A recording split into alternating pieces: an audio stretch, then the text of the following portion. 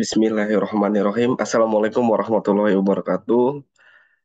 Perkenalkan, saya Krisnayadi dari kelas TI 22A. Hari ini saya akan mempresentasikan mengenai proses manufaktur dari plastik dan jenis-jenis pembuatan plastik. Presentasi ini merupakan pemenuhan tugas dari mata kuliah proses manufaktur yang diampu oleh Bapak Fatur Rahman SPDMT. Oke.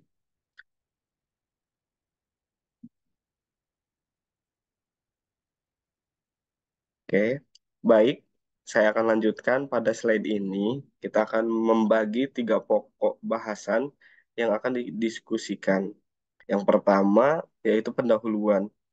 Di sini pendahuluan yang akan kita bahas mengenai materi dan literatur dasar dalam proses manufaktur plastik. Yang kedua, jenis, sifat, dan kegunaan. Yang pada slide ini akan membahas mengenai identifikasi jenis plastik dan penggunaan serta rekomendasi pemakaian. Yang ketiga itu proses pengerjaan plastik, di mana di sini kita akan membahas mengenai jenis-jenis dan tata cara proses pengolahan atau pengerjaan plastik. Masuk ke pembahasan di proses manufaktur. Yang pertama, kita bahas dulu, manufaktur adalah cabang industri yang mengoperasikan peralatan, mesin, dan tenaga kerja dalam suatu medium proses untuk mengolah bahan baku, suku cadang, dan komponen lain untuk diproduksi menjadi barang jadi yang memiliki nilai jual. Proses manufaktur melibatkan mesin, sumber daya manusia, dan proses kimia untuk mengubah bahan mentah atau komponen tertentu menjadi barang jadi atau barang setengah jadi. Pertambahan nilai dari produk tersebut akan menjadi peningkatan laba untuk perusahaan. Yang kedua, kita bahas mengenai apa itu plastik. Plastik adalah material jenis polimer yang tersusun atas rantai monomer. Plastik ini dibentuk menjadi berbagai macam atau sifat, seperti film, fiber, atau bahan padat. Plastik ditemukan pertama kali oleh Alexander Parker melalui pengolahan bahan organik dan selulosa. Plastik dibuat dengan proses polimerisasi, yaitu menggabungkan molekul-molekul sederhana menjadi molekul besar. Di sini kita bisa lihat contohnya, ini adalah rantai monomer kecil yang tergabung menjadi polimer. Polimer itu adalah gabungan atau sekumpulan monomer. Selanjutnya, proses pengerjaan plastik. Proses pengerjaan plastik banyak ragamnya, tapi pengerjaan tersebut belum tentu bisa dimasukkan pada jenis plastik. Nah, jenis plastik yaitu ada dua, ada thermosetting dan termoplastik. Jadi prinsipnya ada yang pengerjaannya hanya pada thermosetting, pengerjaannya untuk jenis termoplastik. Ada pula yang bisa digunakan oleh kedua-duanya.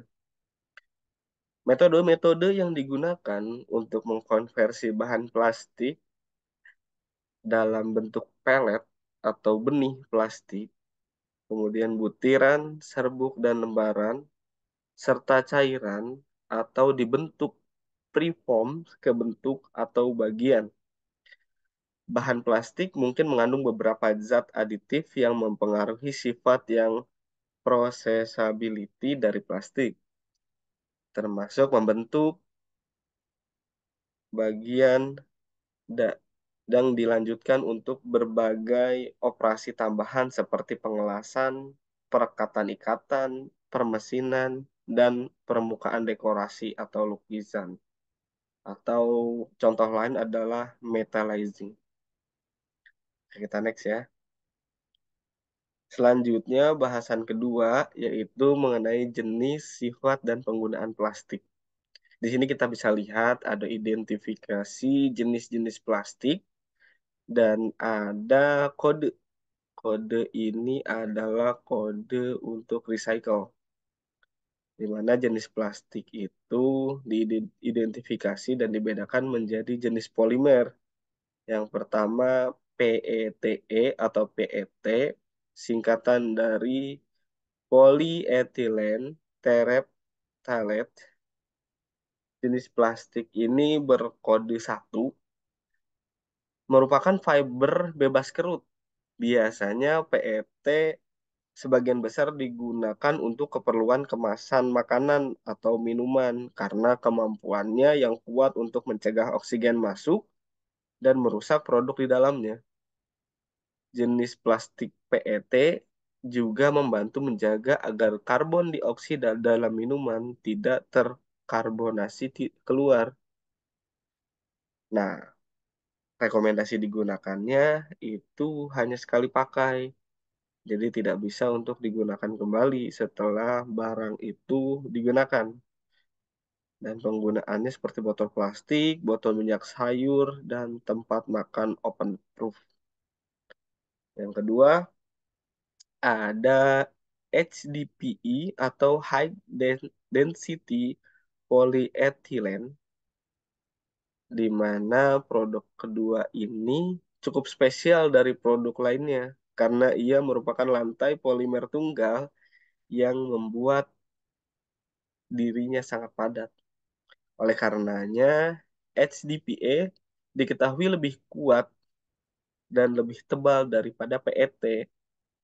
HDPE umumnya digunakan untuk botol susu atau jus yang berwarna putih dan kemasan mentega. Penggunaan lain juga biasanya dipakai untuk botol sampo, botol obat, botol deterjen, botol pemutih, dan tempat yogurt, tempat sabun, dan sejenisnya. Di mana rekomendasi penggunaan dari HDPE itu adalah sekali pakai. Selanjutnya, PVC atau polyvinyl chloride. Dalam hal toksisitas atau tingkat racunnya, PVC dianggap sebagai jenis plastik yang paling berbahaya. Penggunaannya dapat meluluhkan berbagai bahan kimia beracun seperti bisphenol A atau BPA, flatat, timbal, dioksin, merkuri, dan kadmium. Beberapa bahan kimia yang disebutkan ini dapat menyebabkan kanker, gejala alergi pada anak-anak, dan mengganggu sistem hormonal manusia. Untuk itu, jenis plastik PVC jarang diterima oleh program daur ulang karena telah dinyatakan sebagai produk yang berbahaya bagi kesehatan dan mempengaruhi pencemaran lingkungan. Dalam dunia daur ulang, jenis ini biasanya disebut kerasan atau harganya relatif lebih murah. Selanjutnya ada LDPE, Low Density Polyethylene. Jenis plastik keempat atau jenis plastik yang paling banyak digunakan di dunia. Semua jenis plastik ini memiliki struktur kimia polimer plastik yang paling sederhana, sehingga untuk prosesnya itu lebih murah dan lebih mudah, di mana contoh penggunaannya adalah kantong belanja atau kresek, pembungkusan makanan segar, botol yang dapat ditekan. Nah, di sini rekomendasi penggunaannya karena sulit dihancurkan, tetapi tetap baik untuk tempat makanan. Yang kelima ada polypropylene. Jenis plastik ini lebih kaku dan tahan lama dan tahan panas juga, sehingga PP biasanya digunakan untuk wadah panas. Pilihan bahan plastik yang paling umum untuk wadah makanan dan minuman, serta dapat digunakan berkali-kali karena sifatnya tahan lama. Biasanya digunakan untuk membungkus biskuit, minuman, obat, atau sedotan. Nah, rekomendasinya adalah pilihan terbaik untuk bahan plastik, menyimpan makanan, dan menyimpan minuman. Yang keenam adalah jenis plastik polystyrene atau PS, di mana jenis plastik ini biasanya digunakan untuk styrofoam, wadah makanan, kantong telur, gelas, dan mangkuk sekali pakai. Digunakan juga untuk helm dan sepeda. Stearin ini bisa didapatkan juga dari asap rokok, asap kendaraan, dan bahan konstruksi gedung.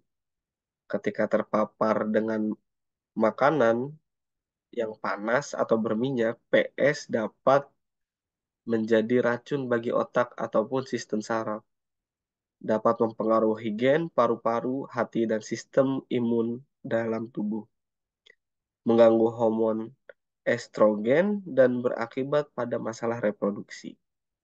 PS juga memiliki tingkat daur ulang yang rendah, di mana penggunaannya direkomendasikan untuk dihindari. Nah, itu yang kita bahas mengenai jenis, sifat, dan penggunaan plastik. Selanjutnya adalah proses pengerjaan plastik. Di sini kita bisa lihat ada termoplastik dan termoset. Meskipun keduanya terdengar serupa, termoset dan termoplastik merupakan material plastik yang berbeda, yang setiapnya memiliki karakteristik dan kegunaan yang berbeda. Perbedaan yang paling utama dari keduanya adalah bagaimana mereka merespon suhu tinggi saat dipanaskan hingga titik lelehnya. Termoplastik akan menjadi cair atau lunak. Di sisi lain, termoset tidak akan meleleh jika dipanaskan dan akan cenderung gosong.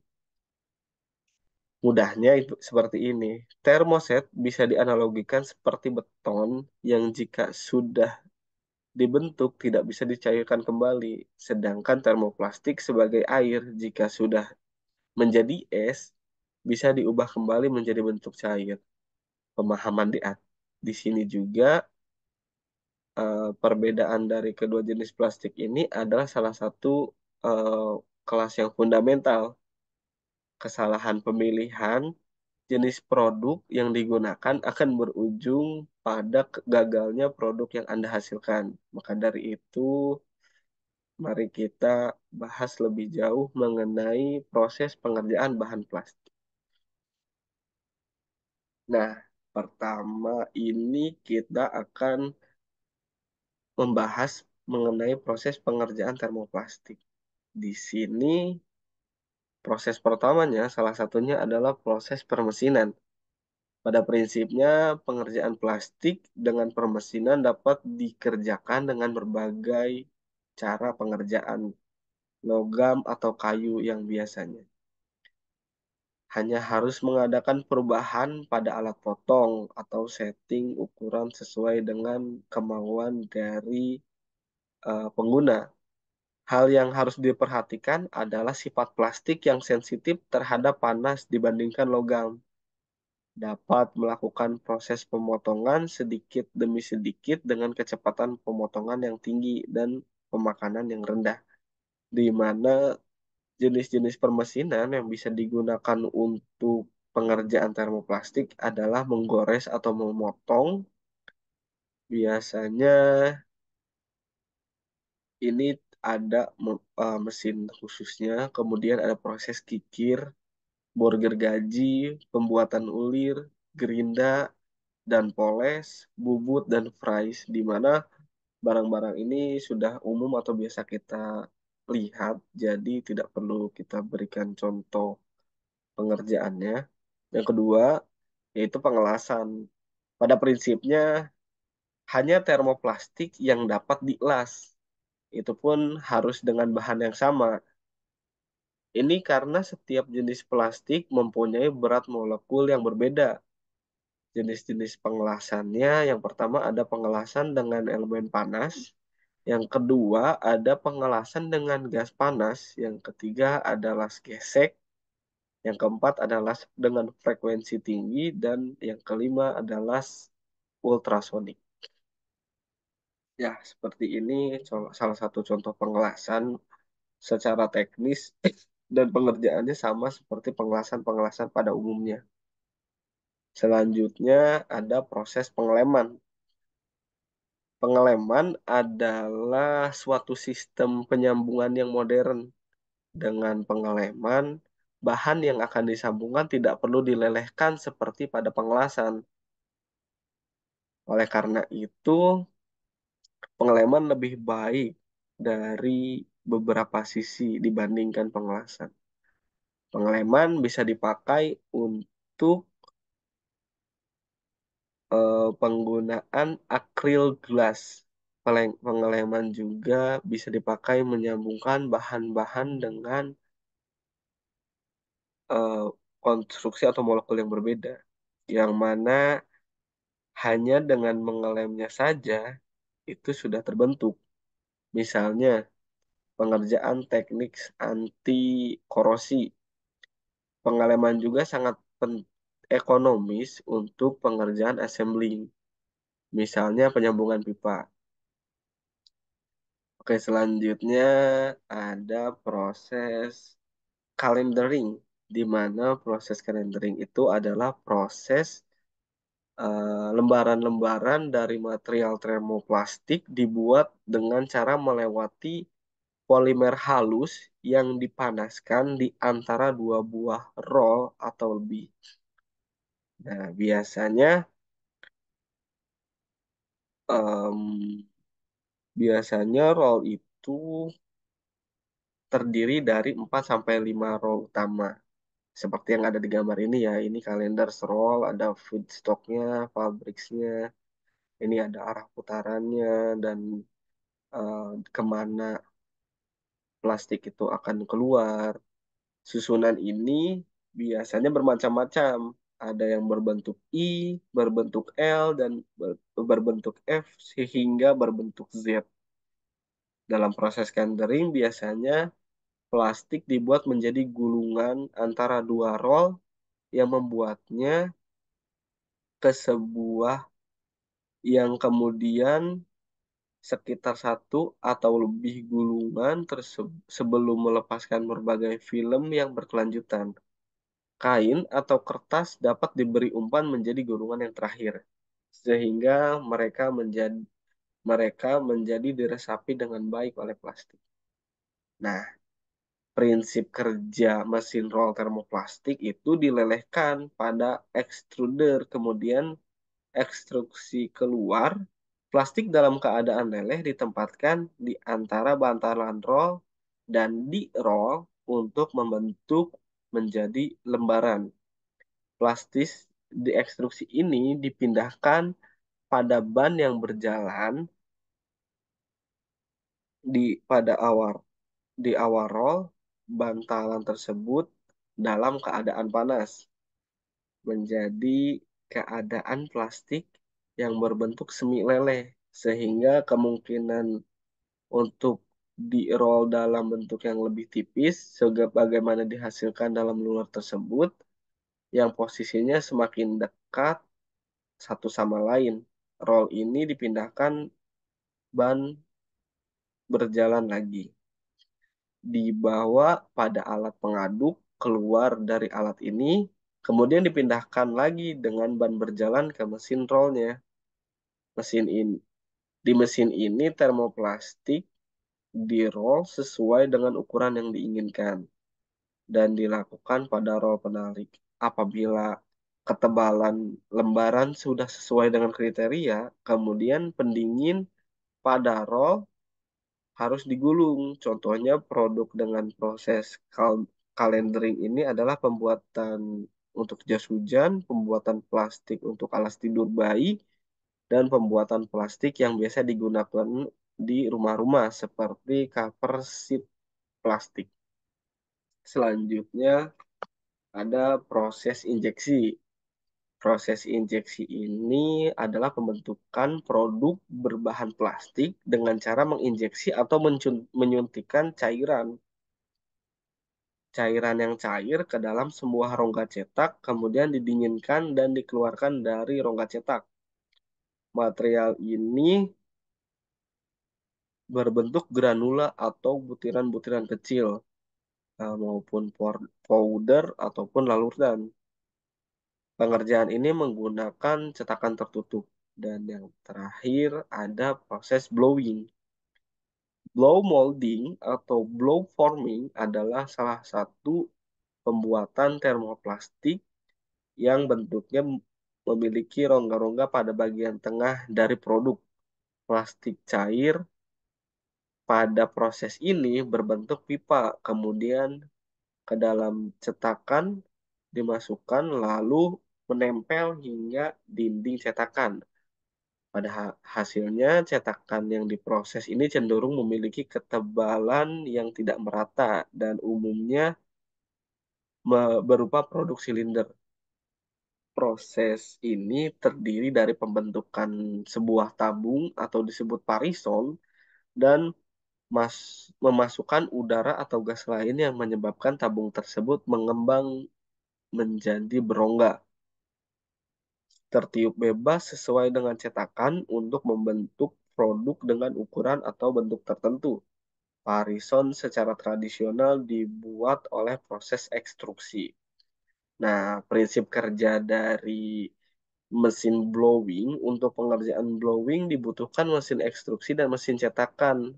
Melalui mesin ekstruksi ini, termoplastik diekstruksi menjadi pipa seperti selang dalam kondisi panas, sehingga dijepit dan cetakan dipotong. Cetakan ini bergerak dari mulut ekstruksi ke mulut peniup, sehingga selang panas akan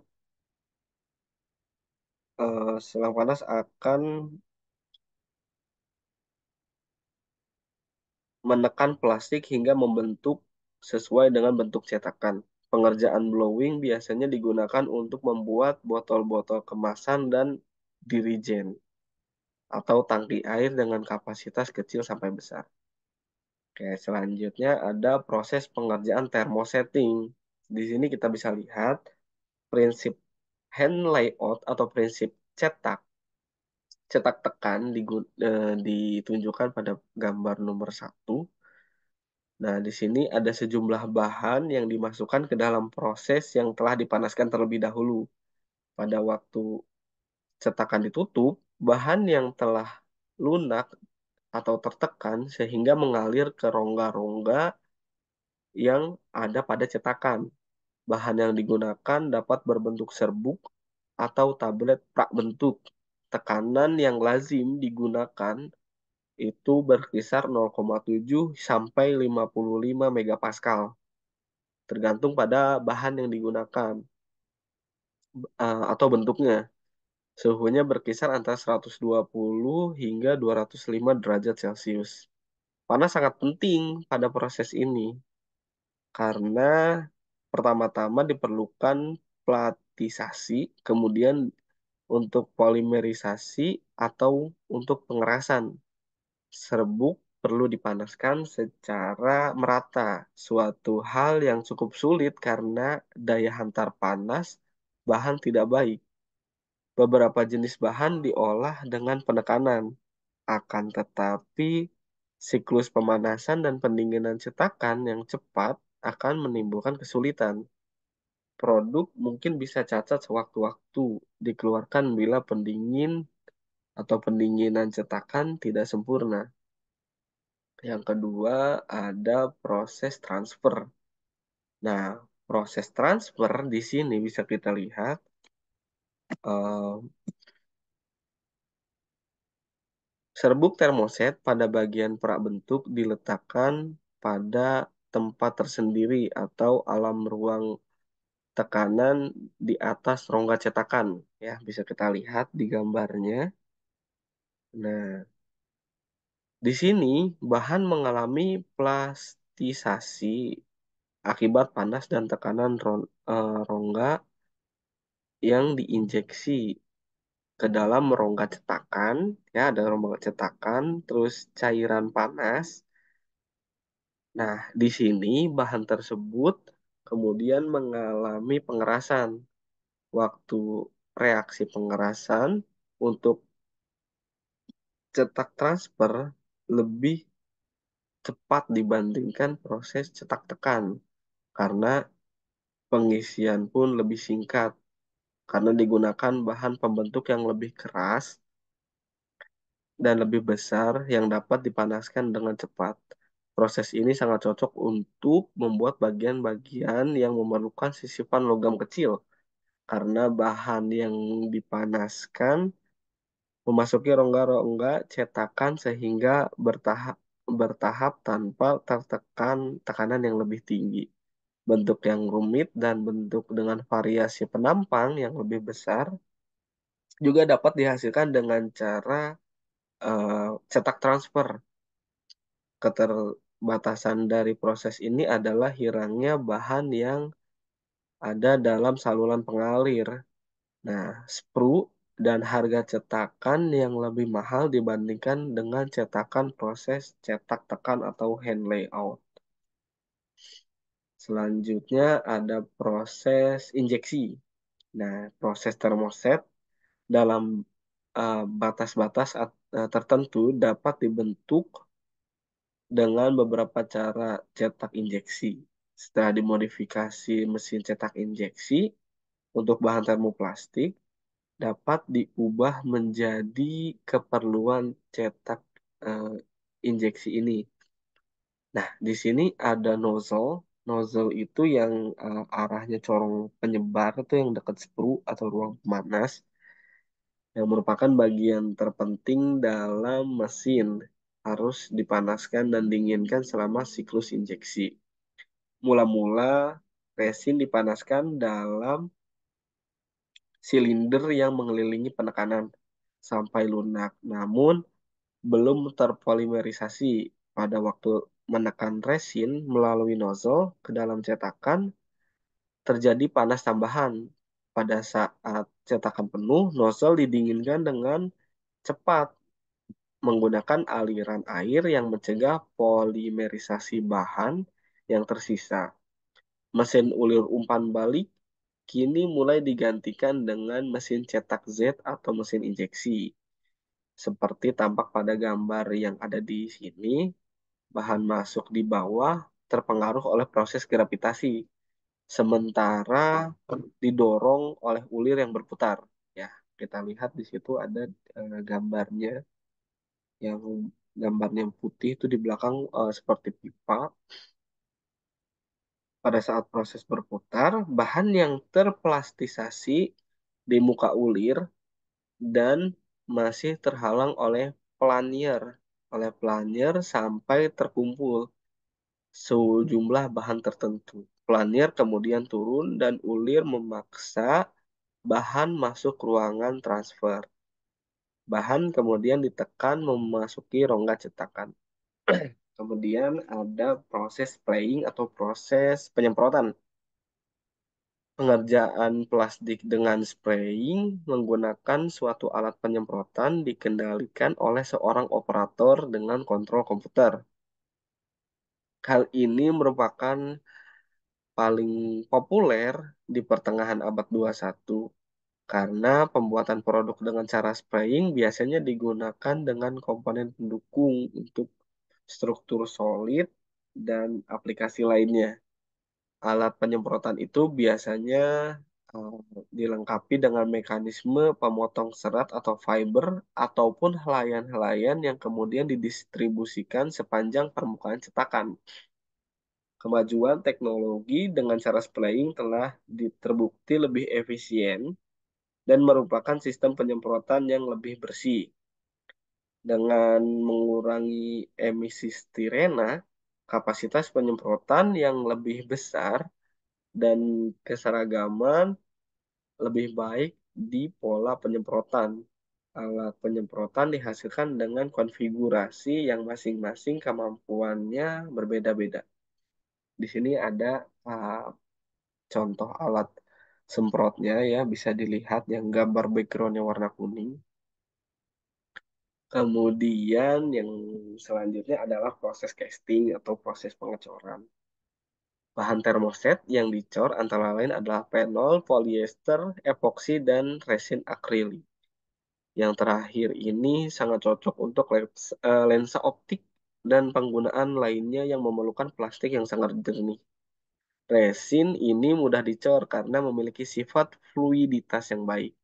Akrilik digunakan untuk pengecoran benda yang tembus cahaya dan lembaran plastik dicor apabila jumlah tidak seberapa. Sering kali kita buat cetakan terbuka yang dari timah hitam dengan mencelupkan mandril atau baja dengan bentuk tertentu dalam timah yang dilepaskan setelah membeku. Dapat digunakan inti timah atau adukan semen atau karet bila diperlukan. Cetakan yang kosong dibuat dengan cara pengocoran slice casting, yaitu bahan baku dituangkan dalam cetakan, lalu kelebihannya kembali menjadi benda padat. Dapat dibuat dengan menggunakan adukan semen, gelas, kayu, ataupun karet sintesis. Nah, ini adalah dasar perbandingan antara termoplastik dan termoset dari pengolahan, terus tentang pemanasan, status kekakuan atau kesolidan, ikatan kimia, metode pengolahan, ikatan sekunder dan primer, berat molekul, titik lebur, dan kekuatan tarik, keadaan fisik sebelum digunakan, sifat serta larutan dalam larutan organik, dan ada juga cara mendaur ulangnya. Oke, untuk presentasi prosesnya, mungkin saya cuma bisa menyampaikan seperti itu. Apabila ada penambahan, mohon untuk disampaikan, dan apabila ada kekurangan, mohon dimaafkan. Saya juga sepertinya masih punya satu video yang bisa menjadi gambaran kita mengenai proses pembuatan plastik. Sebentar saya share screen.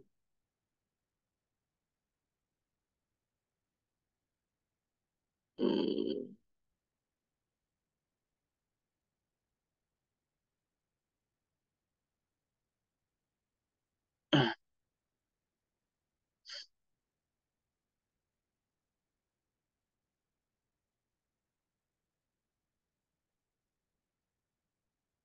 Nah, ini adalah program yang akan menjelaskan berbagai jenis pengolahan yang digunakan dalam berbagai macam produk plastik yang digunakan sepanjang kehidupan kita.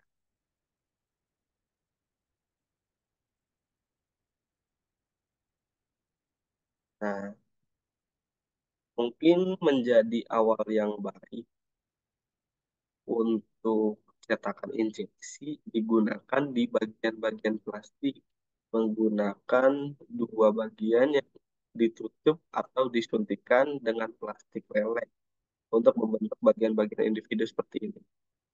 Nah, caranya itu dari molding yang pertama. Di sini cara kerjanya adalah bahan mengalir secara gravitasi ke dalam skrup mesin injeksi, di mana ia meleleh dengan gerakan mengompres skrup dan kemudian menyuntikkan dalam cetakan yang membentuk bagian dari cetakan. Kemudian didinginkan dengan cepat dan bagian-bagian mengeras atau cetakan yang terbuka untuk melepaskan bagian-bagian cetakan itu tutup dan mengulangi siklus tersebut secara berurang-urang. Cetakan ini dapat berlangsung mulai dari 1 detik dari bagian-bagian terkecil. Nah, kemudian ada proses ekstruksi menggunakan cetakan berongga tempat plastik cair didorong, kemudian disemprot, mendinginkan yang diekstruksi dan sering memberikan kontrol atau tekanan atau vakum yang mengukur eh, produk dengan tepat saat melewati sabuk atau penarikan keliti yang diberikan tegangan halus pada produk agar tetap bergerak dan menempel. Biasanya extruder bisa dipotong atau gergaji dengan panjang produk akhir dan penggulungan produk akhir. Ada banyak variasi proses ekstruksi dalam campuran ekstruksi dan percetakan ditemukan terus-menerus di ekstruksi menjadi untuk tabung eh, dan kemudian dijepit pada sebuah cetakan yang ditiup menjadi bentuknya udara pekat. Ini adalah proses yang sering terjadi dilakukan dalam cetakan, di mana cetakan ini bergilir mengambil ekstruksi yang disebut vaksin. Kemudian ke satu sisi mendipnya menjadi sebuah cetakan. Bentuk botol dibiarkan tetap dingin lalu dilepaskan, dikirim ke bagian secara bergantian. Kedua hal itu melakukan hal yang sama dan produktivitas proses itu juga memiliki karakteristik. Di sini ada karakteristik berupa kesesuaian dengan warna makanan luar, kemasan dalam merek, dan perlindungan sinar ultraviolet untuk simpan produk yang lebih lama. Lapisan penggiling juga biasanya kembali lagi ke sisa-sisa yang ekonomis. Selanjutnya ada extruder yang akan tabung. Nah, ini akan tabung berongga. Roda putar setiap cetakannya akan berubah menjadi parasin dari extruder. Kemudian matikan parasin ke dalam botol dan biarkan dingin. Akan ke conveyor yang dihasilkan aliran botol. Jadi yang terus-menerus berasal dari aliran plastik yang mesin ini dapat menghasilkan botol. Co-extruder yang mengandung lapisan untuk dirancang memenuhi kebutuhan produk dan menggunakan bahan reklamasi, menghemat atau maksimum dan daur ulang. Oke. Botol plastik ini biasanya digunakan pada minuman karbonasi yang telah diciptakan eh, dari proses cetakan tiup yang digunakan dari polietilen. eh, Kemudian pertama kali dalam inspirasi membentuk tabung reaksi dan dalam operasi terpisah dipanaskan kembali dan ditiup ke bentuk akhirnya. Proses dua tahap ini menciptakan botol yang kita sebagai konsumen tahu berdinding tipis namun mampu mengandung minuman berkarbonasi gas yang kehilangan tekanan dan meledak jika terjatuh dalam proses ekstruksi film. Kemudian ini adalah proses extruder yang menghadap ke bulat gelembung tinggi dan tipis dihasilkan secara vertikal melalui proses ini dan didinginkan saat mengalir ke atas biasanya setinggi 30 kaki atau lebih di mana gelembung-gelembung tersebut kemudian dilipat dan dibawa kembali ke bawah dan ditempatkan ke dalam gulungan atau diubah menjadi produk film populer. Dan saat ini proses ini menjadi tekan injeksi hingga ekstruksi film yang mengadakan produk konair untuk mendukung produktivitas dan efisiensi yang diterima. Oke. Terima kasih yang sudah menyimak materi yang saya sampaikan. Mungkin untuk sesi diskusinya bisa kita lanjutkan di eh, nomor atau email yang tercantum. Sekian dari saya. Terima kasih atas perhatiannya. Mohon maaf apabila ada kesalahan dan kekurangan. Wassalamualaikum warahmatullahi wabarakatuh.